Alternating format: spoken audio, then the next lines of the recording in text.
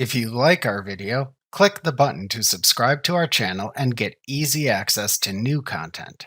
To see our full suite of ad-free video courses, instruction manuals, and quick reference guides, visit us at www.teachucomp.com. QuickBooks Online Plus provides basic time tracking. If you subscribe to QuickBooks Payroll Premium and/or QuickBooks Time, more advanced time tracking options are available in the QuickBooks Time program, which we'll examine in a separate lesson of this chapter. However, before you track time in either, you should ensure you set the desired time tracking settings. To set the time tracking settings in QuickBooks Online if you don't have a subscription to QuickBooks Time or Payroll Premium, click the Settings button in the QuickBooks Online toolbar.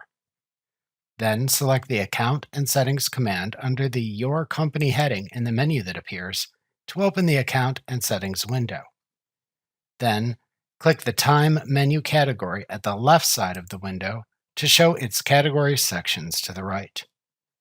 Click into the General section to the right to enable its option. To set the first day of the work week when entering time, select it from the First Day of Work Week dropdown. To then save your change, click the Save button at the bottom of this section. Then, click into the Timesheet section to enable its options. To add a service field to timesheets that lets you specify a service the employee performed from your products and services list, click the Show Service field toggle switch to set it to the On position. To make time activities billable to customers, ensure the Allow Time to be Billable toggle switch is set to the On position. To show the billing rate to users who enter time, check the Show Billing Rate to Users Entering Time checkbox. However, if you bill an hourly rate different from what you pay employees, but let employees enter their own time, you may want to leave this checkbox unchecked. To then save your changes, click the Save button at the bottom of this section. To then close the Account and Settings window, click the Done button in its lower right corner or the X button in its upper right corner.